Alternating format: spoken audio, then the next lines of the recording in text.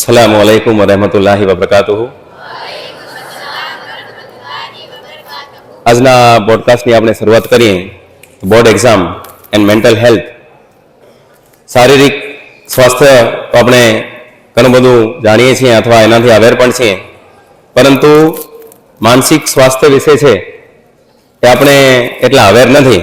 પણ મિત્રો યાદ રાખજો, mind, body and emotion are closely interlinked and always work together. આપણી સમક્ષ જાણીતા સાયક્રેટિસ્ટ ધ્વનિત દવે સાહેબ હાજર છે આજના પોડકાસ્ટમાં. તો સૌ પ્રથમ આપણે આજના પોડકાસ્ટની શરૂઆત કરીએ તો સાહેબ શ્રી, આપ ધોરણ 12 થી કરી અને આપની સાયક્રેટિસ્ટ સુધીની સફર છે એ વિદ્યાર્થીઓ સામે છે, એ ટૂંકમાં સાહેબ વર્ણન કરશો. बगीचे में फूल, फूलों के गुलदस्ते, सबसे पहले आप सबको मेरा नमस्ते. મારું નામ ડૉક્ટર ધ્વનિત દવે છે. ભુજ મધ્યે હું દીપ હોસ્પિટલ ચલાવું છું. દીપ હોસ્પિટલ એ માત્ર ગુજરાત રાજ્યની નહીં, પરંતુ આપણા ભારત દેશની સૌથી મોટી માનસિક આરોગ્યની હોસ્પિટલ છે, કારણ કે તેમાં એક સાથે આપણે 20 પેશન્ટને એડમિટ કરી શકીએ છીએ. ડી એડિક્શનની ફેસિલિટી છે, મગજની અમુક પ્રકારની પટ્ટી જેમ કે EEG, ઇલેક્ટ્રોએન્સેફેલોગ્રામ, ECT, ઇલેક્ટ્રોકન્વલ્સિવ થેરાપી વગેરે જે પ્રોસિજર્સ હોય એને આપણે કરતા હોઈએ છીએ.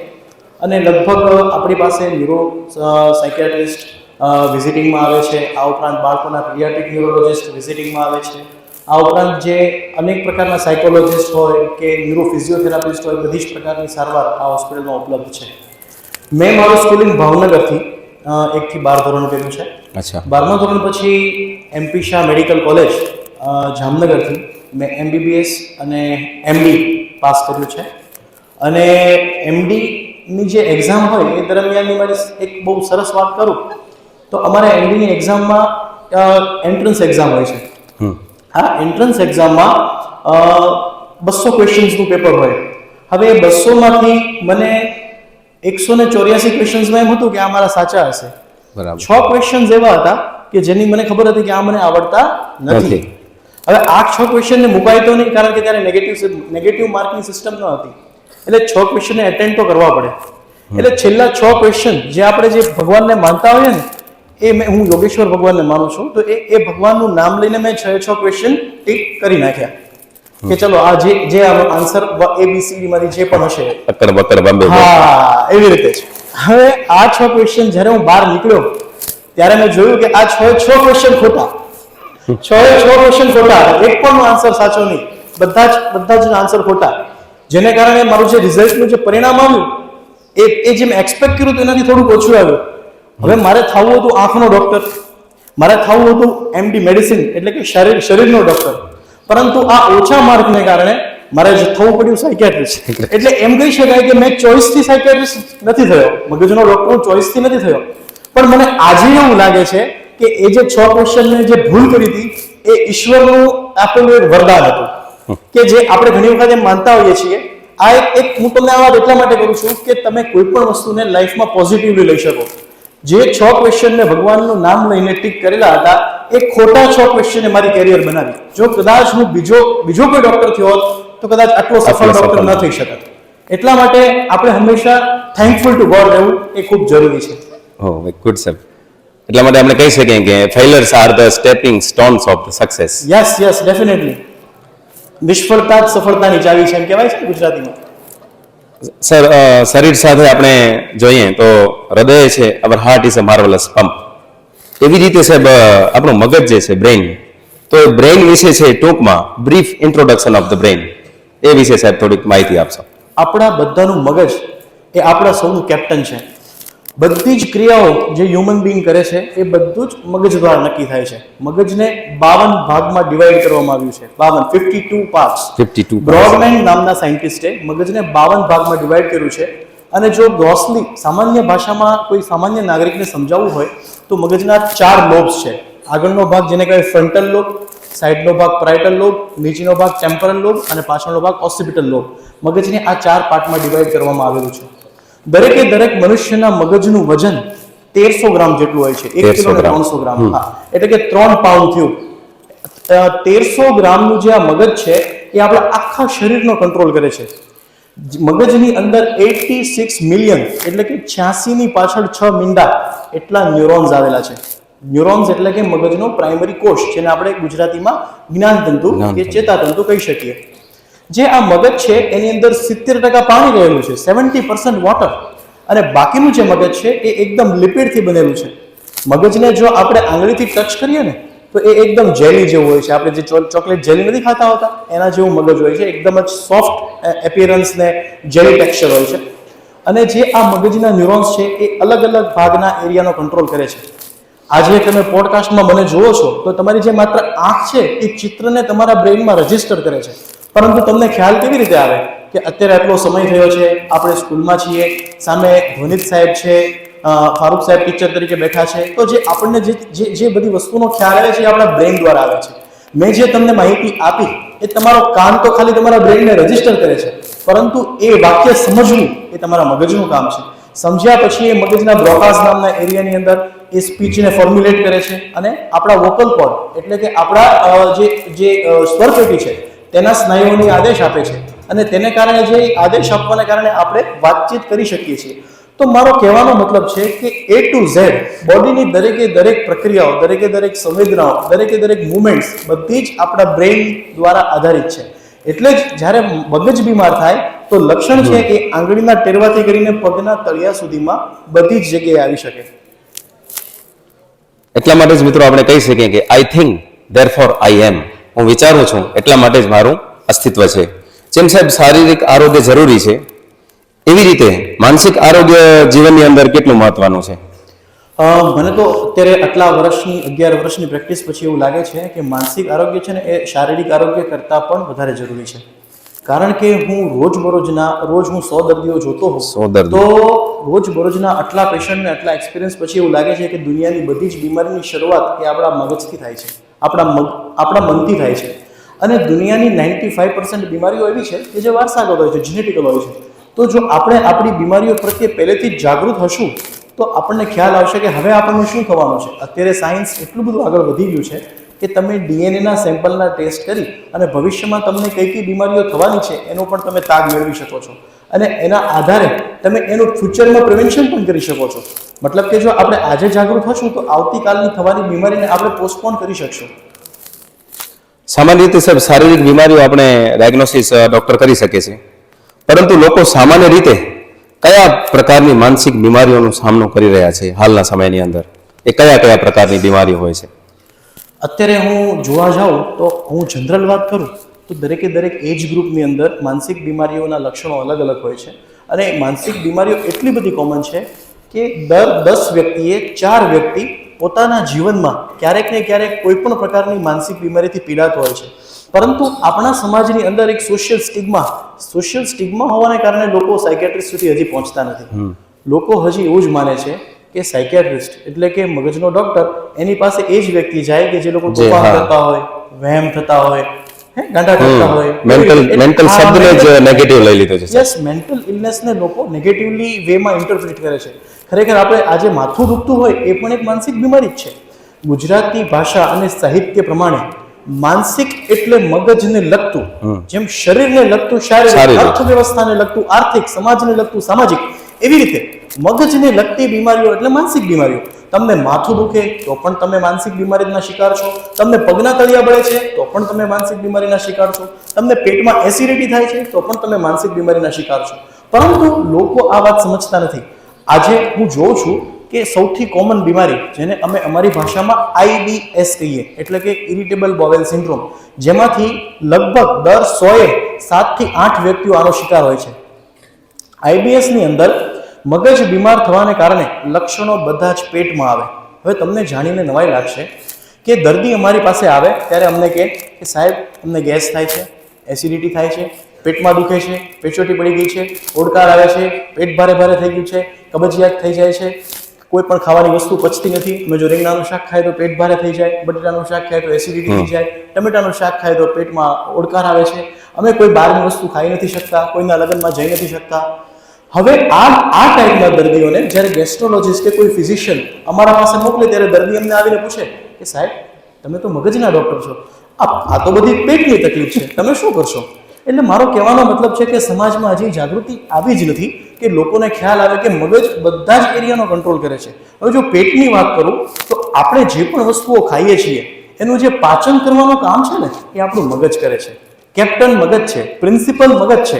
જે આંતરડા છે કે જઠર છે કે આપણું યકૃત છે કે આપણું સ્વાદુપિંડ છે એ તો માત્ર મગજ દ્વારા આપેલા કેલ્ક્યુલેશન પ્રમાણેના જ રસાયણો છોડે છે. ફોર એક્ઝામ્પલ, ઉદાહરણ તરીકે, આજે તમે ડોમિનોઝમાં જઈને પિઝા ખાધા તો પિઝામાં ચીઝ વધારે આવ્યું તો જે પેટ છે એ વેગસ નર્વ દ્વારા મગજને સંકેત આપશે કે ભાઈ આજે જે ખાવાની વસ્તુ છે એમાં ફેટ કન્ટેન્ટ વધારે છે, તો લાઇપેઝ નામના રસ વધારે છોડો જેથી ફેટનું પાચન થઈ શકે. તો મગજ એ વેગસ ચેતા દ્વારા સ્વાદુપિંડને ઓર્ડર આપશે કે લાઇપેઝ નામના રસાયણોની જરૂર છે. એવી રીતે માનો તમે કોઈ સ્વીટ્સ ખાધી છે, તમે લગ્નમાં ગયા છો અને મસ્ત હલવો ખાઈ લીધો, તો એ જ મગજ ગણતરી કરીને સ્વાદુપિંડને અને યકૃતને કહેશે કે આજે અમાઇલેઝ નામના રસ છોડવાની વધારે જરૂર છે જેથી કરીને પાચન પ્રોપર થઈ શકે.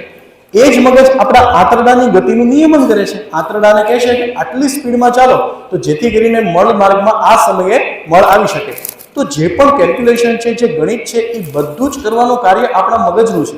તો જ્યારે મગજ બીમાર થાય છે ત્યારે પેશન્ટને જે પીડા છે એ બધી પેટમાં આવે છે, પરંતુ લોકો આ વાતને હજી સમજતા નથી. લોકો પેટની એસિડિટીની ગોળી ખાશે, વારે ઘડીએ પેટના રિપોર્ટો કરાવશે, સોનોગ્રાફી, કોલોનોસ્કોપી, એન્ડોસ્કોપી, બધા યકૃતને જઠરના રિપોર્ટો કરાવવા રાખશે, પરંતુ એ માનસિક બીમારી વિશે જાગૃત નથી. અને છતાં પણ કોઈ એને કહેશે કે તમે એક વખત મગજના ડોક્ટરને બતાવો, તો સોશિયલ સ્ટિગ્મા હોવાને કારણે તે મગજના ડોક્ટર પાસે આવવામાં ખૂબ વાર લગાડે છે. આ તો મેં તમને ખાલી એક જ ઓર્ગન, પેટની જ ખાલી માહિતી આપી. આવી રીતે ઘણા બધા ઉદાહરણો આપી શકાય. જેમ કે દર્દી કહેશે કે સાહેબ મને મૂંઝારો બહુ થાય છે, મને બેચેની બહુ થાય છે, મને ગભરામણ થાય છે, અને એમને કાર્ડિયોલોજિસ્ટ કહેશે કે ભાઈ તમારા ઇસીજી, ઇકો, ટીએમટી, એન્જિયોગ્રાફી બધા જ રિપોર્ટ નોર્મલ છે, તમને છાતીમાં કાંઈ પ્રોબ્લેમ નથી, તમારો જે ચોર છે એ છાતીમાં નથી, ખાલી ચોરી છાતીમાં થાય છે, ચોર છે એ મગજમાં છે. તો એટલે અલગ અલગ પ્રકારના મગજની બીમારીઓ છે. જેમ કે મોટી ઉંમરના વ્યક્તિ મારી પાસે આવીને મને કે સાહેબ પગ બહુ દુખે છે, પગના તળિયા બળે છે. તો જ્યારે ફિઝિશિયનો એને સાયકેટ્રિસ્ટ પાસે એટલે કે મારા પાસે મોકલશે ત્યારે લોકો મને પૂછે સાહેબ તમે તો મગજના ડોક્ટર છો, અમને તો પગના તળિયા બળે છે, તમારા પાસે કેમ મોકલ્યા? તો કહેવાનો મારો મતલબ છે કે એ બીમારીને ન્યુરોપેથી કહેવાય. ન્યુરોપેથીમાં ચોર મગજમાં છે પણ પગના તળિયા બળે છે, પગ દુખે છે, કમર દુખે છે. તો ઘણી બધી વસ્તુ સમાજમાં ઘણા બધા રોગો એવા છે કે જેમાં હજી સુધી જનજાગૃતિ આવી નથી અને લોકોને ખ્યાલ જ નથી. મારી પાસે આવનારા દર્દીઓમાં તમને જાણીને નવાઈ લાગશે કે મોટા ભાગના દર્દીઓ રેફરન્સ થ્રુ એકબીજા થ્રુ આવે છે. અને એના પછી જો કાઉન્ટ કરું તો એ મુસ્લિમ ધર્મના મૌલાનાઓ હોય ને જે ધર્મગુરુઓ એના થ્રુ આવે છે કે એ લોકો કહેશે કે ભાઈ હવે તમારા જે માણસો માને છે કે આજે શરીરમાં જીનાત આવી ગયો છે એને કારણે માથું દુખે છે કે પગ દુખે છે કે મંત્ર તો એ બધું જે છે એ જીનાત નીકળી ગયા પછી ઘણા બધા ભુજની અંદર સ્ટાન્ડર્ડ મૌલાનાઓ છે જે એકદમ સરસ પ્રેક્ટિસ કરે છે.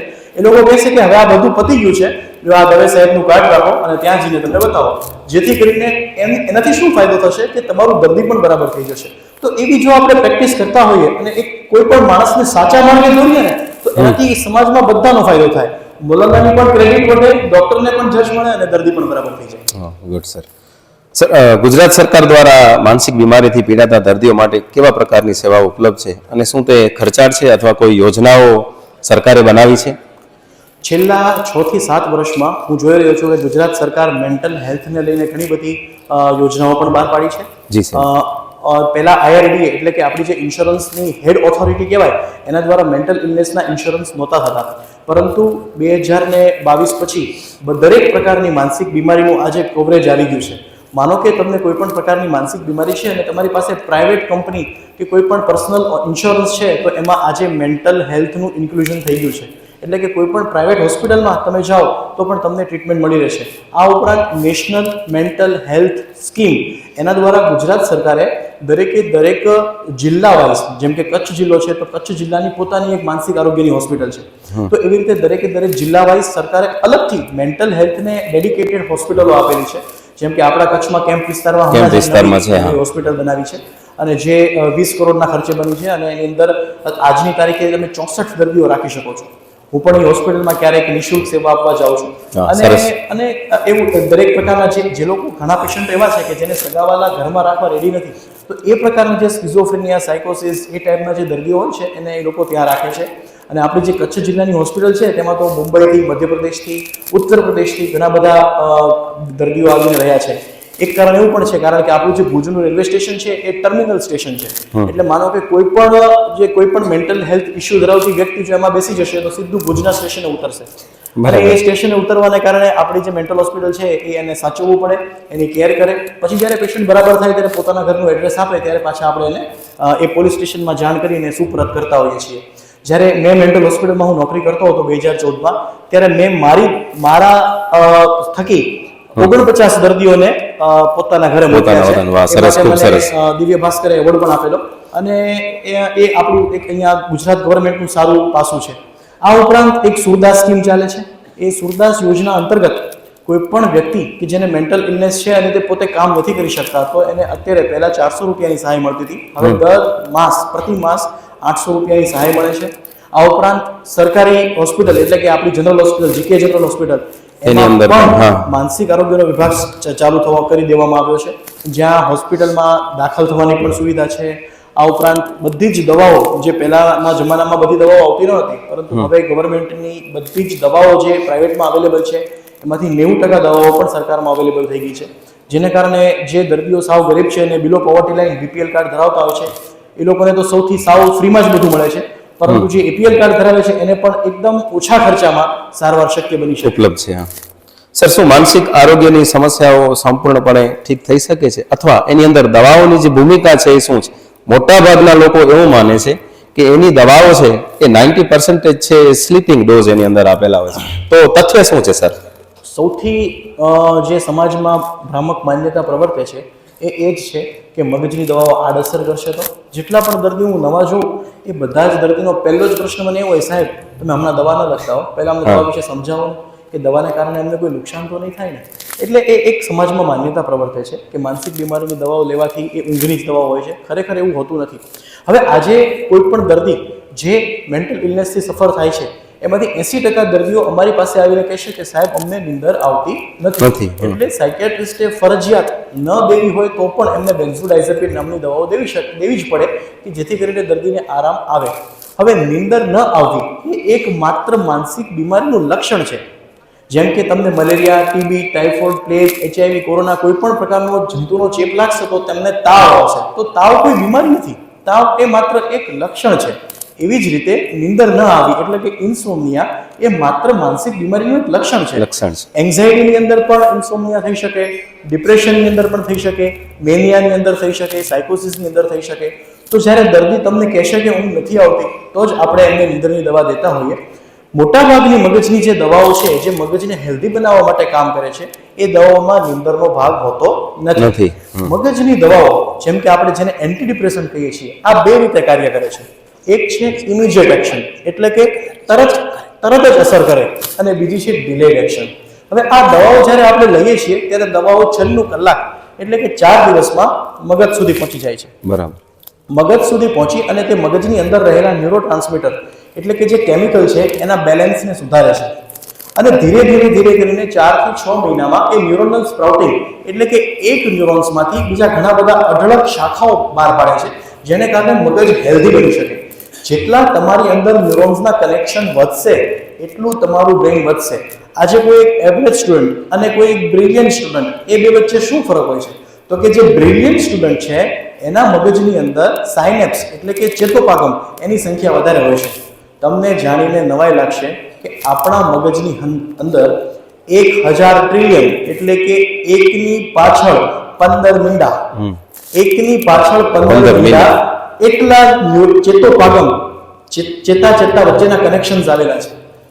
એ જે કનેક્શન્સ છે એમાંથી ઇલેક્ટ્રિસિટીનો પ્રવાહ વહે છે, અને તેને જ કારણે આપણે બધી વસ્તુઓ મેમરાઇઝ કરી શકીએ છીએ, યાદ કરી શકીએ છીએ. હજી સુધી કોઈ પણ સાયન્ટિસ્ટ એવું જાણી નથી શક્યું કે મગજ કેટલું મેમરાઇઝ કરી શકે છે, કેટલું યાદ રાખી શકે છે, કેટલા જીબી સ્ટોરેજ છે. દુનિયાની કોઈ પણ હાર્ડ ડિસ્ક કરતા મગજ વધારે સ્ટોરેજ કરી શકે છે. મગજ રોજ એટલો પાવર જનરેટ કરે છે કે તમે એમાંથી 25 વોટનો બલ્બ આરામથી ચલાવી શકો છો. એટલે મગજની કેપેસિટી જે છે એ અત્યંત વધારે છે. ખાલી મગજ એક એવું છે કે જેને તમારે વાપરવું પડે. ગુજરાતીમાં કહેવત છે ને કે વાપરતા આ વિશ્વમાં સૌધન ફૂટી જાય વિદ્યા વાપરતા વધે એ અચરજ કહેવાય. વાહ, સરસ સર. બાળકોના માનસિક આરોગ્ય પર ધ્યાન આપવાનું ક્યારથી અને કઈ રીતે કરી શકાય? At what age? આ બહુ સરસ સવાલ છે. માનસિક આરોગ્યનું ધ્યાન આપવાનું ચાલુ માના ગર્ભમાં થાય છે. માના ગર્ભથી તમારે ધ્યાન રાખવું જોઈએ. જ્યારે માતા પ્રેગ્નન્ટ છે ત્યારે જ તમારે માએ સારા પુસ્તકો વાંચવા, ચેસ જેવી રમતો રમવી, મ્યુઝિક સાંભળવું, આર્ટ કે કોઈ થેરાપીમાં ધ્યાન આપવું, નમાઝ, દુઆ, પ્રાર્થના વગેરે જેવું કરવું. આ બધી જ વસ્તુઓ કરવાથી માના પેટમાં બાળકનો વિકાસ સારો થાય છે. પછી જ્યારે એ બાળક મોટું થાય છે ત્યારે તમે એને પોઝિટિવ વેમાં એને સારા સંસ્કારો આપો. ધીરે ધીરે જે એનું ગ્રોથ અને ડેવલપમેન્ટ છે એનું ક્લોઝલી મોનિટર માતા પિતાના હાથમાં છે. તમે જોજો, જે કોઈ બ્રિલિયન્ટ સ્ટુડન્ટ હશે અને કોઈ એક એવરેજ સ્ટુડન્ટ હશે, એ બંનેના મા બાપનો જ્યારે તમે ઇન્ટરવ્યૂ લેશો ને ત્યારે તમને ખબર પડશે કે એ બંને સ્ટુડન્ટ વચ્ચે ફરક નથી, પણ એના ઘરના વાતાવરણ અને એના માતા પિતા બાળકમાં કેટલો રસ લે છે એના ઉપરથી જ એનું આગળનું કેરિયર નક્કી થાય છે. આજે તમે કોઈ પણ ઇતિહાસના કોઈ પણ મોટા માણસનું નામ લેશો તો કહેશે કે એમના માતા પિતાએ એમના એડોલેસન્ટ એજમાં અને એમના ચાઇલ્ડહુડમાં એમની પાછળ તો એ છે મેન્ટલ હેલ્થને ક્યારથી આપણે ધ્યાન રાખવું એ પ્રશ્ન કરતા એ જ્યારે માના ગર્ભમાં બાળક છે ત્યારથી જ જો આપણે માનસિક આરોગ્યને પ્રાથમિકતા આપશું અને બાળકના લાલ સંકેતો એટલે કે રેડ સિગ્નલ્સને પહેલેથી ઓળખશું તો આપણે, મને લાગે છે, વધારે સારું પરિણામ મેળવી શકશું અને સમાજમાં દરેકે દરેક વ્યક્તિ એ બુદ્ધિમત્તાથી કામ કરશે. તમે વિચારો, આજે તમે અહીંયા આટલા લોકો બેઠા છો, તમારી આટલી સ્ટ્રેન્થ જ ખાલી 1000ની છે. આવી ભુજની કેટલી બધી સ્કૂલો છે. ભારત દેશની વસ્તી આજે 140 કરોડની માથે છે. જો બધા જ બુદ્ધિમત્તાથી કામ કરે અને એકજૂટ થઈને એક જ ડાયરેક્શનમાં કામ કરે તો દુનિયામાં આપણને કોણ રોકી શકે? ભારત દેશ જેટલો મેન પાવર ક્યાંય નથી. તો દુનિયામાં આપણે સૌથી ટોપ દેશમાં હોવું જોઈએ, પરંતુ ઇન્ટરનલ ઝઘડાઓ, માનસિક હાલત પ્રત્યે ધ્યાન નહીં આપવાનો અને પોલિટિક્સને કારણે આપણો દેશ ઘણો પાછળ આવી ગયો છે. સર, બાળકોના વ્યવહારની અંદર એવા કયા લાલ સંકેતો છે, રેડ સિગ્નલ્સ, જેના પર આપણે છે શરૂઆતથી જ ધ્યાન આપવું પડે? લાલ સંકેતો એટલે કે રેડ સિગ્નલ્સ 3 ડાયરેક્શનમાં જઈ શકે. એક છે થોટ્સ, બીજું છે ઇમોશન્સ અને ત્રીજું છે બિહેવિયર. કોઈ પણ જ્યારે આજે અહીંયા ઘણા બધા ટીચરો પણ છે, તો મારે આ બધા ટીચરોને પણ એ વિનંતી કરવી છે કે તમારા ક્લાસમાં જેટલા પણ બાળકો છે એ બધા જ બાળકોને તમે થોટ, ઇમોશન અને બિહેવિયર આ 3 વસ્તુ ઉપર વધારે ધ્યાન આપો. થોટ્સમાં શું? તો કે ડિલ્યુઝન. બાળકને કોઈ એવા તો વહેમ નથી પડતા ને, વહેમ શંકા નથી થતા ને, બાળક જે બોલે છે એ લોજિકલ થિંકિંગ, લોજિકલ વાત તો કરે છે, એના થોટ્સ કઈ ટાઈપના છે? કોઈ ઇમેજનરી કે ફેન્ટસી લાઈફના તો એના થોટ્સ નથી ને, કોઈ ગ્રેન્ડિયોસ એટલે કે કોઈ મોટા વિચારો તો નથી ને, જેમ કે ગજાબારના વિચારો, મોટા વિચારો એવા તો નથી ને. પછી ગિલ્ટી ફિલિંગ કે ગિલ્ટના કે થોટ કે હીન ભાવનાના થોટ્સ કે એવા તો થોટ્સ નથી ને. તો જનરલી બાળક છે એ, હું માનું છું ત્યાં સુધી શિક્ષક જે છે ને એ બાળકની સૌથી નજીક છે. શિક્ષક એ બાળકનો મિત્ર છે. શિક્ષક is a friend, philosopher and guide. તો ઘણી વખત માતા પિતા નથી પકડી શકતા, પણ શિક્ષકો એ બાળકના થોટ્સને પકડી લે છે કે આના વિચારો આ પ્રમાણેના છે, તો એને સાયકેટ્રિસ્ટની પાસે લઈ જવાની જરૂર છે કે નહીં. ઘણી વખત આપણે પ્રાથમિકલી સાયકેટ્રિસ્ટ પાસે જો લઈ જઈએ તો ભલે દવા ચાલુ ન થાય, પરંતુ આપણે લાલ સંકેતોને ઓળખી અને એ ડાયરેક્શનમાં જો પ્રિવેન્શન કરીએ તો બીમારીને આગળ જતા રોકી શકીએ. બીજું છે ઇમોશન્સ. ઘણા બધા તમે જોયું છે કે સ્કૂલમાં છોકરીઓ શાળામાં રડવા માંડે કે અચાનક જ ખુશ થઈ જાય કે ઘણી બધી બેહોશ થઈ જાય. તો એ બધા જે ઇમોશન્સ છે એ બેહોશ તો લગભગ મહિનામાં એકાદ બે હોય જ છે સાહેબ. એટલે ઘણી બધી જ્યારે હું ઘણી બધી સ્કૂલોમાં અને ઘણા બધી કોલેજમાં ગયો છું ત્યારે મને એ ક્વેશ્ચન વારંવાર પૂછવામાં આવે કે સાહેબ આ છોકરી છે અચાનક બેહોશ થઈ જાય, એનું કારણ શું? તો ઘણી વખત જે સ્ટ્રેસને કારણે જે અચાનક જ બ્રેઇનની સર્કિટ થોડી ડિજનરેટ થાય અને બાળક જે બેહોશ થઈ જતું હોય છે એને અમારી ભાષામાં કન્વર્ઝન કહેવામાં આવે છે. જેમ કે ઇલેક્ટ્રિસિટીનો બલ્બ હોય તો વધુ પડતા વોલ્ટેજમાં એકદમ બંધ થઈ જાય અને સર્કિટ ઉડી જાય, એવી જ રીતે મગજની પણ એવી એક પ્રોટેક્ટિવ સિસ્ટમ છે કે જ્યારે તમે વધુ પડતા ચિંતામાં આવી જાઓ કે તમને એન્ઝાયટી વધારે થાય ત્યારે થોડીક વખત માટે બાળક બેહોશ થઈ જાય છે. તો ખાસ કરીને સ્ત્રીઓમાં વધારે જોવા મળે છે.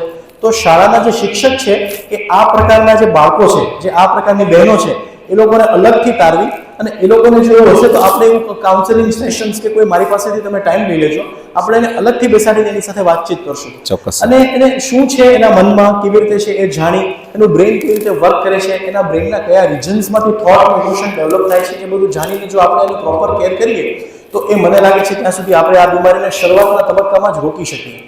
અને ત્રીજું છે બિહેવિયર. બિહેવિયર એટલે કે બાળક પોતાની જાત સાથે સેલ્ફ બિહેવિયર કેવું કરે છે, એટલે કે મારો શિક્ષકનો આદર કરે છે કે નહીં, માનો સવારે તમે આવીને પ્રેયર્સમાં એસેમ્બલી હોલમાં કેવી રીતે વર્તન કરે છે, શાળાના શિક્ષક સાથે ને શાળાના પ્રિન્સિપલ સાથે કેવી રીતે વર્તન કરે છે, પોતાના જે કલીગ્સ છે તેની સાથે કેવી રીતે વર્તન કરે છે, એ પણ બહુ ઇમ્પોર્ટન્ટ છે. ક્યારેક કેટલાક બાળકો પોતાને સેલ્ફ હાર્મ તો નથી કરતા ને, એમ પોતાની જાતને મારવું, હાથ પછાડવા, દિવાલમાં માથું પછાડવું, એ ટાઈપનું કોઈ બિહેવિયર કરતું હોય, કોઈ aggressive behaviour, hostile behaviour, bad words બોલતું હોય, ગાળો બોલતું હોય, તો આ ટાઈપનું જે બાળક છે એનો ઉછેર કેવી રીતે થઈ રહ્યો છે અને આગળ જતા એને કઈ બીમારી થઈ શકે, કારણ કે આ ટાઈપનું બિહેવિયર હોય તો આગળ જતા એ કોઈ નશાકીય પ્રવૃત્તિઓમાં આવી જશે. ભવિષ્યમાં 20 વર્ષ પછી એ કોઈ ગાંજો, ચરસ, ભાંગ, બીડી, સિગરેટ, તમાકુ, દારૂ વગેરે જેવાના હાથમાં આવીને પોતાની કેરિયર પૂરી કરી નાખશે. તો જે આ બધી વસ્તુઓ છે એને આપણે પહેલેથી જ જાણશું તો આપણે આગળ જતા એ બધી વસ્તુઓમાંથી એને રોકી શકશું. તો એ બહુ ઇમ્પોર્ટન્ટ સાયન્સ છે કે થોટ, ઇમોશન્સ એન્ડ બિહેવિયર એ દરેક શિક્ષકે પોતાના ક્લાસમાં રહેલા જે 30, 40, 50 વિદ્યાર્થીઓ છે એમાં નોટ કરતા રહેવું. અને જો કાંઈ પણ થાય તો હું જતી વખતે મારો નંબર પણ આપ સૌ શિક્ષકોને આપીશ, આપ મને વોટ્સએપ કરી શકો છો કે સાહેબ અમારા ક્લાસમાં એક આવું બાળક છે, આપણે એની આઈડેન્ટિટી છતી નથી કરવી, પરંતુ શું આપણે કરી શકીએ એનું, તો આપણે બાળકને કંઈક સારું કરી શકીએ વિધાઉટ એની આઈડેન્ટિટી ડિસ્ક્લોઝર. ખૂબ સરસ સાહેબ.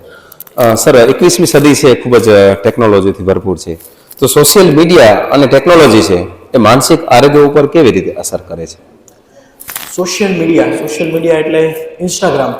આમાંથી કેટલા 100% સ્ટુડન્ટ્સના ઇન્સ્ટાગ્રામ એકાઉન્ટ છે, જરાક હાથ ઉપર કરજો તો. 100% હશે લગભગ, તો બહુ નવમા વાળા કદાચ ઓછા હોય. એટલે મને એવું લાગે છે કે ઓલમોસ્ટ 70% તો છે જ. બહેનોમાં જરા ઓછા છે, પણ અમુક બહેનો જાણી જોઈને હાથ ઊંચા કરતી હોય કે એમના શિક્ષકો જોઈને જાય. પણ ઓલમોસ્ટ 70%. અચ્છા, તો હવે ઇન્સ્ટાગ્રામ એકાઉન્ટ, હવે મને કોઈ એક વિદ્યાર્થી કહેશે કે ઇન્સ્ટાગ્રામ એકાઉન્ટ તમે શું કામ બનાવ્યું છે? કોઈ એક વિદ્યાર્થી મને ઉભો થઈને કહેશે? કોઈ એક વિદ્યાર્થી હાથ ઉપર કરો. ચાલો કોઈ પણ એક વિદ્યાર્થી હાથ ઉપર કરો. ઇન્સ્ટાગ્રામ એકાઉન્ટ શું કામ બનાવ્યું છે? તમને ઇન્સ્ટાગ્રામ એકાઉન્ટ બનાવવાની જરૂર શું પડી? કોઈ એક વિદ્યાર્થી હાથ ઉપર કરીને મને જણાવો. બોલો. ઠીક છે, ફોટોસ અપલોડ કરી અને ફેમસ થવા માટે. Yes, very good. આજ જાણવું હતું. તો ઇન્સ્ટાગ્રામ એકાઉન્ટ તમે બનાવ્યું છે તમે ફોટોસ શેર કરવા માટે, તમારી પર્સનલ લાઈફ, તમારા પર્સનલ ફોટોસ, તમારા અચીવમેન્ટ્સ શેર કરવા માટે તમે બનાવ્યું છે. એ જ્યારે તમે અપલોડ કરો છો ત્યારે તમે જુઓ છો કે તમને લાઇક્સ કેટલી મળે છે, એમાં તમને કમેન્ટ્સ કેટલી આવે છે અને તમારો શેર કેટલો થાય છે. બરાબર છે ને? તો જે લાઇક્સ, કમેન્ટ્સ ને શેર છે એ તમારા બ્રેઇનના વેન્ટ્રલ સ્ટ્રાઇટમમાં જઈને અફેક્ટ કરે છે. આ એક મગજનો ભાગ છે. મગજની અંદર મિડ બ્રેઇન રહેલું છે, મધ્ય મગજની અંદર એક સ્ટ્રાઇટમ કરીને, વેન્ટ્રલ સ્ટ્રાઇટમ કરીને મગજનો એક ભાગ છે. આ ભાગની અંદર જઈને આ બધી વસ્તુઓ અસર કરે છે. અને જ્યારે તમને લાઇક્સ વધારે મળે, કમેન્ટ વધારે મળે કે શેર વધે ને, ત્યારે આ ભાગની અંદર ડોપામિન નામના રસ રિલીઝ થાય છે, જેને કહેવાય રિવોર્ડ. તમને રિવોર્ડ મળે છે. લાઇક્સ આવવાથી, કમેન્ટ્સ આવવાથી તમને રિવોર્ડ મળે છે. અને જ્યારે મનુષ્યને રિવોર્ડ મળે ને ત્યારે એ એકની એક વસ્તુ ફરીથી કરે. જ્યારે તમને કોઈ વસ્તુમાં શાબાશી મળે તો તમારું એ બિહેવિયર પ્રમોટ થાય. તો ઇન્સ્ટાગ્રામ છે કે ફેસબુક છે, એ લોકો તમારા મગજ સાથે ગેમ રમી રહ્યા છે. તમને લાઇક્સ, શેર, કમેન્ટ્સ તમારા વધે છે, લોકો બધા તમને જોવે છે, એના કારણે તમને રિવોર્ડ મળે છે. એ રિવોર્ડને કારણે તમે એમનું વર્તન ફરીથી કરો છો. એને કારણે સતત આવી રીતે લો ડોપામાઇન ગેઇન કરવાને કારણે તમે તમારા ગોલથી ડિસ્ટ્રેક્ટ થઈ રહ્યા છો. અત્યારે તમારો ગોલ શું હોવો જોઈએ? અભ્યાસ સારો કરીને સારી ડિગ્રી મેળવવાનો, સમાજમાં એક સારો લેવલ અચીવ કરવાનો અને એક સારી ઇન્કમ પ્રોડ્યુસ કરવાનો અને તમારા ફેમિલીને અપ કરવાનો, તમારા કોમ્યુનિટીને અપ કરવાનો તમારો ગોલ હોવો જોઈએ. તમે તમારા ગોલથી ડિસ્ટ્રેક્ટ થઈ રહ્યા છો. આજે તમે જે સોશિયલ મીડિયા વાપરો છો એનાથી કમાઈ કોઈ બીજું રહ્યું છે, પણ તમે લોકો તમારા જે મેઇન ફિઝિકલ ગોલ છે એનાથી તમે ડિસ્ટ્રેક્ટ થઈ રહ્યા છો. તો બને ત્યાં સુધી આ જે લો ડોપામાઇન મેળવવાના રસ્તા છે એનાથી આપણે દૂર રહેવું જોઈએ. વ્યસન એ બે પ્રકારના હોય છે. એક છે પદાર્થનું વ્યસન એટલે કે સબસ્ટન્સ એડિક્શન, અને બીજું છે વર્તનનું વ્યસન એટલે કે બિહેવિયરલ એડિક્શન. તો social media use, internet gaming, જે તમે ઓનલાઈન ગેમ રમો છો, આ બધું જ આવે છે બિહેવિયરલ એડિક્શનમાં. બિહેવિયરલ એડિક્શન એ ફાઇનલી મગજની અંદર ન્યુક્લિયસ એક્યુબન્સ નામનો એક એરિયા છે, ત્યાં જઈને ડોપામિન નામનો રસ રિલીઝ કરાવે છે, જેને કારણે તમને થોડી વાર માટે બહુ ખુશી મળે, પરંતુ તમે તમારા ગોલથી, તમારા અચીવમેન્ટથી, તમારા જે તમે જે ધાર્યું છે એના કરતાં તમે વિપરીત દિશામાં જઈ રહ્યા છો અને એની ફ્યુચર કન્સિક્વન્સીસ તમને ભોગવવી પડશે.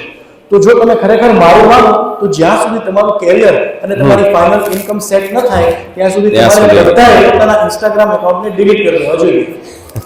ખૂબ સરસ છે. સાહેબ, બીજું આપણે જોઈએ તો આધ્યાત્મિકતા, સ્પિરિચ્યુઅલિટી એ માનસિક આરોગ્ય ઉપર કેવી રીતે અસર કરે છે? નમાઝ, ધ્યાન, પ્રાર્થના, દુઆ.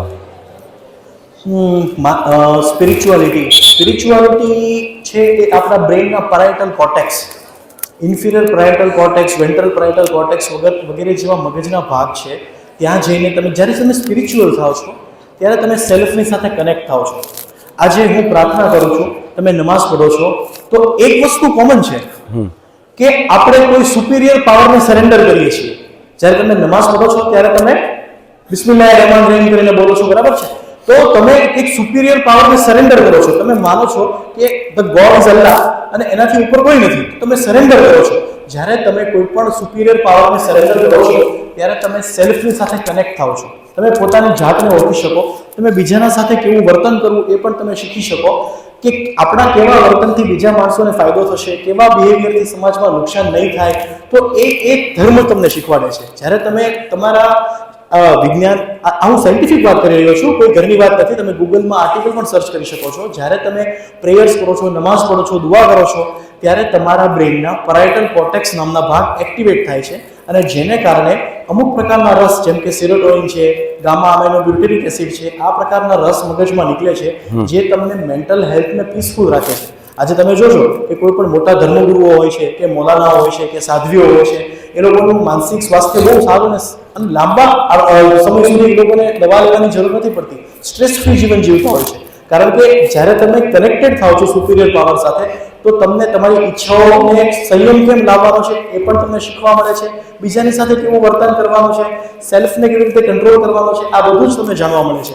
માટે સ્પિરિચ્યુઆલિટી કોઈ પણ ધર્મ હોય, પણ સ્પિરિચ્યુઆલિટીનો એક માનસિક શાંતિ માટે અને મેન્ટલ હેલ્થ માટે બહુ જ મહત્વનો અને ખૂબ જ અગત્યનો રોલ છે. ખૂબ સરસ સાહેબ. બાય ચાન્સ સાહેબ, કદાચ આપણે સૌ ઈચ્છીએ નહીં પણ એવું થાય કે પરિવારની અંદર છે કોઈ વ્યક્તિ માનસિક બીમારીનો ભોગ બને, તો આપણો અથવા ફેમિલી મેમ્બરનો શું રોલ હોઈ શકે, કે કેવી રીતે આપણે છે એમને સાથ સહકાર આપવાનો છે? જ્યારે પણ એવું આપણને લાગે કે આ વ્યક્તિ માનસિક બીમારીથી પીડાય છે, તો સૌથી પહેલાં તો આપણે એમને સાયકેટ્રિસ્ટ પાસે લઈ જવું જોઈએ. કારણ કે આપણે લોકો જાણતા નથી કે એ બીમારી ખરેખર કેનું લક્ષણ છે. મેં તમને જેમ અગાઉ પણ સમજાવ્યું એવી રીતે મગજની બીમારીમાં લક્ષણો, મગજ એક એવો ઓર્ગન છે કે જે પોતાની બીમારીના લક્ષણ ગમે ત્યાં મોકલી શકે છે. એમ આજે તમને માથું દુખી શકે, કાલે તમને મોઢું સુકાઈ શકે, પરમ દિવસે તમને છાતીમાં ગભરામણ, ગુંજારો થઈ શકે, પછી તમને ખરાબ વિચારો આવી શકે, એના પછીના દિવસે તમને છાતીમાં ધબકારા વધી શકે, એના પછીના દિવસે તમને પેટમાં એસિડિટી, પેચોટી, ગેસ એવું થઈ શકે, એના પછી તમને પગ દુખી શકે, પગના તળિયા પડી શકે, કમર ખભા ગરદનમાં દુખાવો થઈ શકે, માથાના વાળ થઈ શકે, પેશાબમાં બળતરા થઈ શકે. તો એ તો એક એક્સપર્ટ જ નક્કી કરશે કે આપણે બ્રેનના કયા એરિયાને ટાર્ગેટ કરવાની જરૂર છે, કઈ પ્રકારની દવાઓ લેવાની જરૂર છે.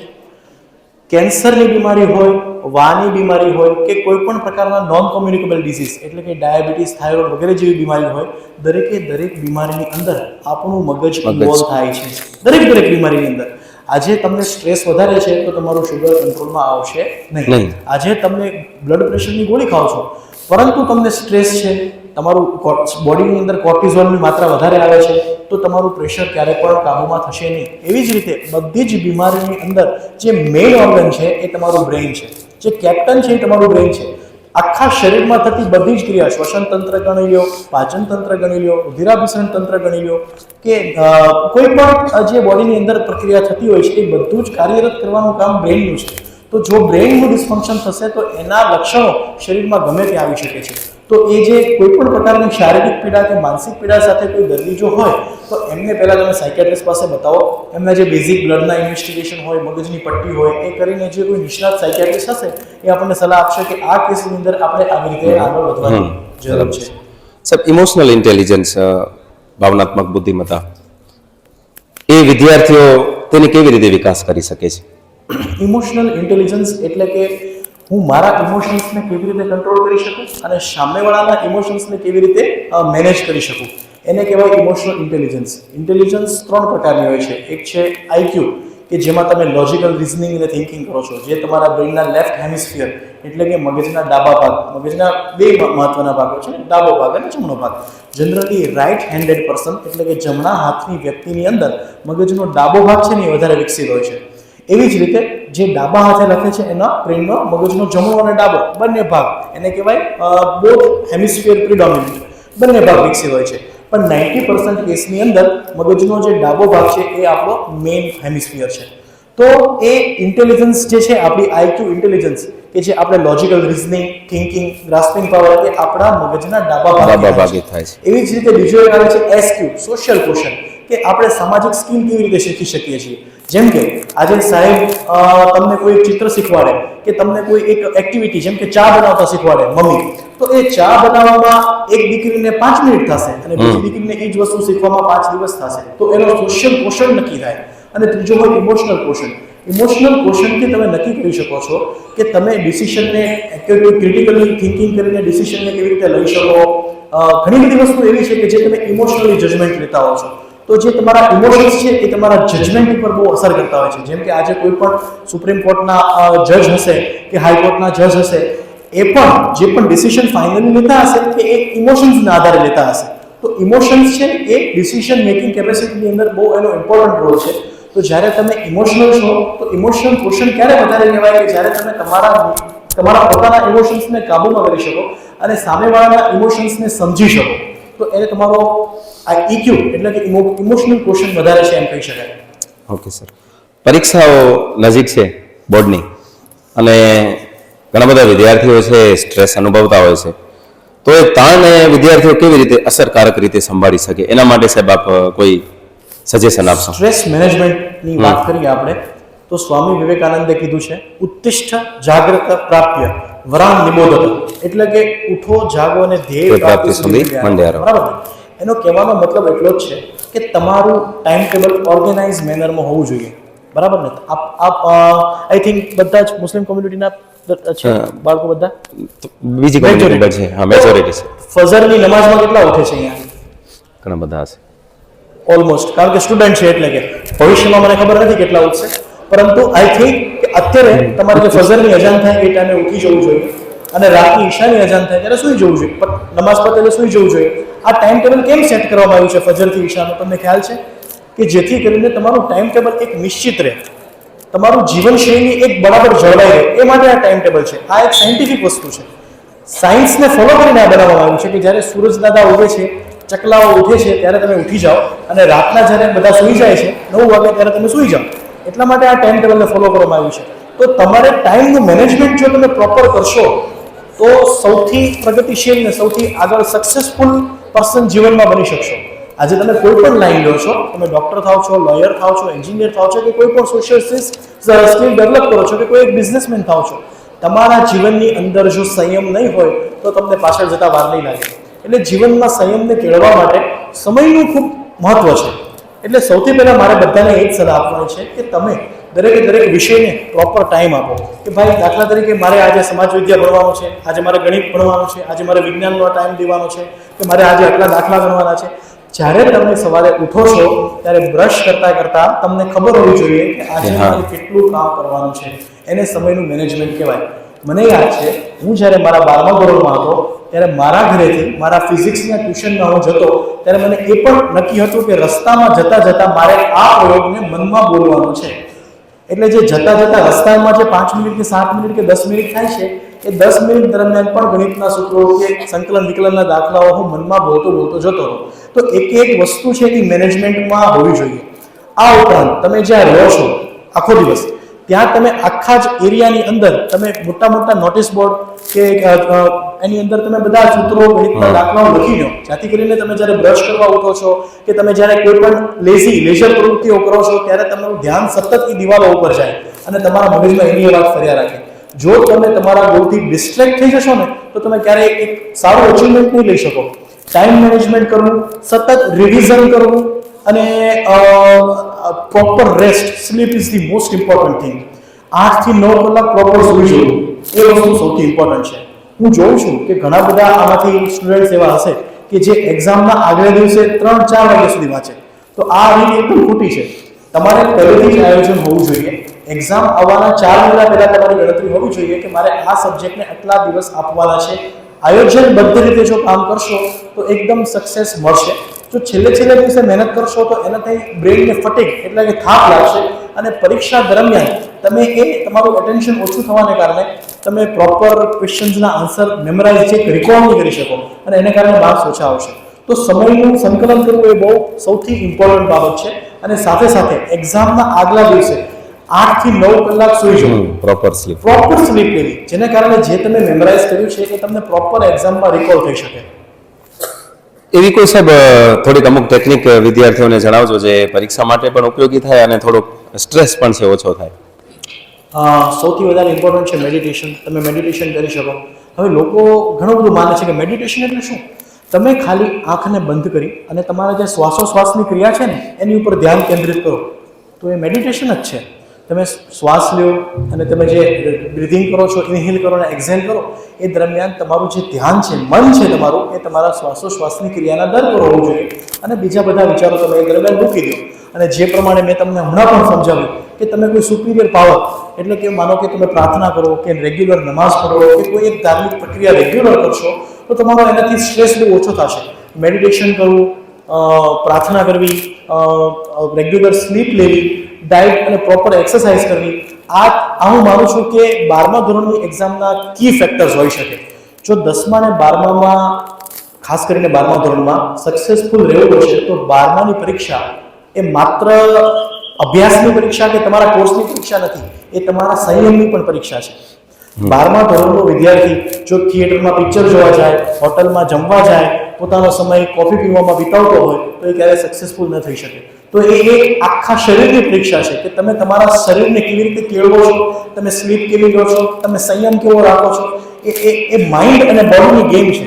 એટલા માટે 12મા ધોરણના વિદ્યાર્થીને તો ખાસ સલાહ આપવાની કે એ લોકો રેગ્યુલર 15-20 મિનિટ કસરત કરે, રેગ્યુલર કોઈ ધાર્મિક પ્રવૃત્તિ કરે, રેગ્યુલર પોતાના ટાઈમનું સંકલન કરીને એ પ્રમાણે વાંચે અને 8 કલાક પ્રોપર સૂઈ જાય. જેથી કરીને આ રિવિઝન કન્ટિન્યુઅસ કરશે તો એને 6-12 મહિનામાં ખૂબ સારું રિઝલ્ટ મળશે. ખૂબ સરસ સાહેબ. પોઝિટિવિટી આપણે હંમેશા છે રાખવી જોઈએ.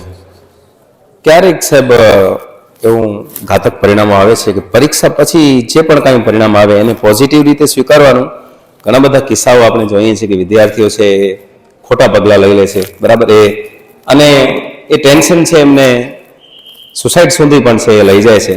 તો એ પગલાં કોઈ પણ વિદ્યાર્થીઓ ન ભરે એ માટે છે સાહેબ આપ અહીં બેઠેલા વિદ્યાર્થીઓને શું સંદેશો આપવા માંગશો? સુસાઇડનું સૌથી મહત્વનું કારણ છે તમારું જે બ્રેઇન છે ને, બ્રેઇન એ ડિફેક્ટિવ હોવું અને પીયર પ્રેશર હોવું. જ્યારે આજે તમે જેટલા પણ સુસાઇડના કેસ જોશો ને તો એમાંથી તમને ઘણા બધા કેસ 90% કેસ એવા મળશે કે જે લોકો કંઈક ને કંઈક બીમારીઓથી પીડાતા હોય છે, જેમ કે એન્ઝાયટી છે, ડિપ્રેશન છે, સાયકોસિસ છે, એ ઘણી બધી બીમારીઓથી પીડાતા હોય છે. જો તમે શાળાના શિક્ષકોને પૂછશો કે એમના ક્લાસમાં રહેલા જે આ 40 વિદ્યાર્થીઓ છે એમાંથી કેટલાકને સાયકેટ્રિસ્ટની જરૂર છે તો એ લોકો પહેલાથી જ એ વિદ્યાર્થીઓનો અલગ એક મને કહેશે કે ભાઈ સાહેબ આટલા વિદ્યાર્થીઓ એવા છે કે જે લોકો થોડાક માનસિક રીતે નબળા છે અને એને ખોટા વિચારો આવે છે અને નાની વાતમાં નાસીપાસ થઈ જાય છે. તો મારો કહેવાનો મતલબ છે કે જે ઈશ્વરે આપણું મગજ બનાવ્યું છે એમાંનો જે ફ્રન્ટલ લોબ છે એ જનરલી સુસાઇડ પ્રવૃત્તિને લઈને રિસ્પોન્સિબલ છે. આજે પ્રાણી સૃષ્ટિની અંદર બીજી કોઈ પણ, માનો કે ચકલા લો કે કૂતરું લો કે બિલાડી લો કે કોઈ પણ દરિયાઈ જીવો લો, કે કોઈ સુસાઇડ કરતા નથી કારણ કે એના મગજનો ફ્રન્ટલ લોબ, મગજનો આગલો ભાગ વિકાસ પામેલો જ નથી. તો સુસાઇડ કોણ કરે છે કે જે વ્યક્તિ ઇન્ટેલિજન્ટ છે અને જેને સ્પીચ ડેવલપ થયેલી છે, એ જ વ્યક્તિ પોતાની ઇન્ટેલિજન્સને કારણે હેરાન થઈ અને એમ માને છે કે આ જોવું ને જીરવવું એના કરતાં મરી જવું સારું. એટલા માટે લોકો સુસાઇડનાથી પ્રેરાતા હોય છે. પરંતુ આ સુસાઇડ એક ઇમ્પલ્સ છે. જો તમે એ વિદ્યાર્થી સાથે વાત કરશો, એને પ્રોપર તરીકાથી સાયકોલોજીસ્ટ કે સાયકેટ્રિસ્ટ પાસે પહોંચાડી દેશો તો મને એમ લાગે છે કે મોટાભાગના સુસાઇડને આપણે આરામથી પ્રિવેન્ટ કરી શકશું. આજે ગવર્મેન્ટે ઘણી બધી હેલ્પલાઇન પણ બહાર પાડી છે. અહીંયાથી જતા પહેલાં હું મારો નંબર પણ આપીશ. કોઈ વિદ્યાર્થીને જો એવું લાગે તો એમના શિક્ષકનો સંપર્ક કરીને મારો સંપર્ક કરી શકે છે. પણ suicide is a preventable cause અને suicide is one of kind of psychiatric emergency. તો જો પણ તમને કદાચ ક્યારેક આત્મહત્યાનો કે સુસાઇડનો વિચાર આવે પણ છે તો તો તમે તાત્કાલિક તમારા શિક્ષકને, તમારા કોઈ મિત્રને જાણ કરો, જેથી કરીને આપણે એને શરૂઆતના તબક્કામાં જ રોકી શકીએ. આ પગલું ભરવાથી સુસાઇડ કરવા એ કોઈ નિર્ણય નથી, કોઈ ફાઇનલ સ્ટેપ નથી, એનાથી કશું થવાનું નથી. સુસાઇડમાંથી તમે જો કદાચ એક સમયે ઇમ્પલ્સને કંટ્રોલ કરીને બહાર નીકળી પણ જશો તો આગળની દુનિયા બહુ જ સારી છે. ખૂબ સરસ છે. પરીક્ષા પહેલા પોઝિટિવિટી આપણે કેવી રીતે કેળવી શકીએ, એના માટે કોઈ 2, 4, 5 ટિપ્સ? પોઝિટિવિટી કેળવવા માટે મેં હમણાં પણ કીધું કે તમારું લાઈફનું જે સાયકલ ને શેડ્યુલ છે એ બહુ જ ઇમ્પોર્ટન્ટ છે. તમે ક્યારે તમારું જે શેડ્યુલ છે, માનો કે તમે સવારે 7 વાગે ઉઠો છો તો તમે રોજ 7 વાગે ઉઠી જાઓ એ ઇમ્પોર્ટન્ટ છે. એમાં તમે ગડબડ ના કરો, ક્યારેક તમે વહેલા ઉઠો, ક્યારેક તમે 9 વાગે ઉઠો, રવિવારે તમે 11 વાગે ઉઠો, એવું ના કરો. રેગ્યુલારિટી ઇઝ વેરી ઇમ્પોર્ટન્ટ થિંગ. જીવનમાં સૌથી ઇમ્પોર્ટન્ટ વસ્તુ ડાયટ પણ છે. આજે તમે જે ખાઓ છો છે તમે એની તમારા બ્રેઇન પર બહુ ઇફેક્ટ પડે છે. આજે તમે કોઈ પણ ગ્લુટેન કન્ઝ્યુમિંગ ડાયટ લેશો કે જેનો ગ્લાયસેમિક ઇન્ડેક્સ વધારે છે તો એ ઓવરઓલ તમારી હેલ્થ બગડશે. તો ડાયટની અંદર સમતોલ આહાર એટલે કે પ્રોટીન્સ, વિટામિન્સ, મિનરલ્સ, પ્રોપર માત્રામાં કાર્બોહાઈડ્રેટ્સ અને માઇક્રોન્યુટ્રિયન્ટ્સ બધું જ આવી જતું હોય એવો સમતોલ આહાર લેવો જોઈએ. ખાસ કરીને જ્યારે આપણે ભણતા હોઈએ છીએ ત્યારે આપણી ડાયટ બહુ ઇમ્પોર્ટન્ટ છે કે જેથી કરીને આપણા બ્રેઇનનું ફંક્શન પ્રોપર થઈ શકે. તો ડાયટ છે, રેગ્યુલર એક્સરસાઇઝ, જેમ કે તમે ચાલવા જઈ શકો છો, તમે ઘરમાં દોરડાદોડી શકો છો, તમે સ્કેટિંગ, સાયકલિંગ કરી શકો છો. તો એ કોઈ પણ પ્રકારની પ્રવૃત્તિઓ તમે દિવસમાં જો 15-20 મિનિટ કરશો તો એને કારણે તમારા મગજની અંદર ન્યુરોટ્રોપિક ફેક્ટર્સ રિલીઝ થશે અને જે તમારા મગજને ફોકસ પણ રાખશે અને માનસિક બીમારીઓથી પણ બચાવશે. અને જે તમે અધ્યયન કરશો એ તમને જલ્દી યાદ રહી જશે. આ ઉપરાંત સૌથી વધારે મહત્વની વસ્તુ છે રિવિઝન. તમે કોઈ એક ટોપિક વાંચ્યો છે, તમે એનું રિપીટેડ પુનરાવર્તન કરો. વિજ્ઞાન એવું કહે છે કે જે પણ ટોપિક હોય એને તમે એકવાર જ્યારે વાંચો છો ને ત્યારે માત્ર તમને 18% જ યાદ રહેશે, 18% ઓનલી. તો તમારે કોઈ પણ વસ્તુને 100% યાદ કરવા માટે એને 5 થી 6 વખત વાંચવું પડે. જો તમે એ વસ્તુને 5 થી 6 વખત રિપીટ કરશો, રિવાઇઝ કરશો તો તમને 100% વસ્તુ યાદ રહી જશે. ઘણા બધા સ્ટુડન્ટ્સ મારી પાસે આવીને કહે છે, સાહેબ મારી મગજ શક્તિ ઓછી થઈ ગઈ છે, મને યાદ નથી રહેતું. પછી એને પૂછ્યું કે તમે એ વસ્તુ કેટલી વાર વાંચી? તો કે સાહેબ મેં તો 2 જ વાર વાંચી છે. તો 2 વાર કે 3 વાર વાંચવાથી એ વસ્તુ યાદ નથી રહેવાની. એટલે જ મેં તમને સમજાવ્યું ને કે તમે કાર્ડબોર્ડ લો, કોઈ એક પેપરની શીટ લો અને જે તમને વસ્તુ યાદ નથી રહેતી એને તમારા ઘરના દિવાલ ઉપર ચોંટાડી દો અને રોજ એનું પુનરાવર્તન કરો, જેથી કરીને તમે એ વસ્તુને સારી રીતે મેમરાઇઝ કરી શકો.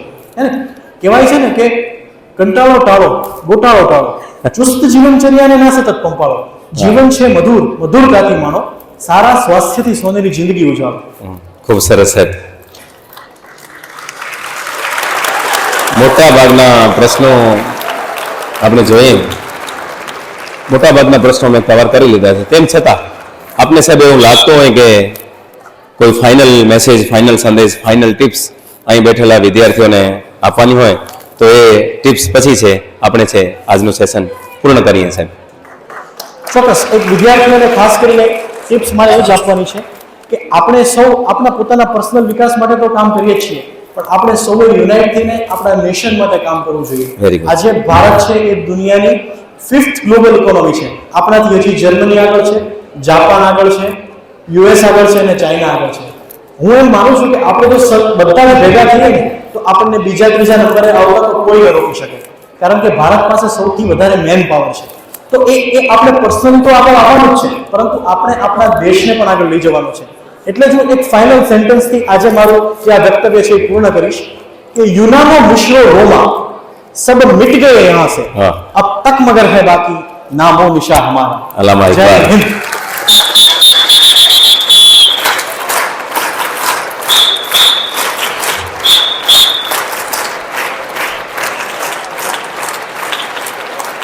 ખૂબ જ સરસ સંદેશ આજના પોડકાસ્ટ દ્વારા આપણને મળ્યો છે. આપણી સંસ્થાના ચેરમેન જનાબ હાજી અલીમભાઈ જત આપણી સમક્ષ હાજર છે. સારા પરિવાર એમનું હાર્દિક સ્વાગત કરે છે.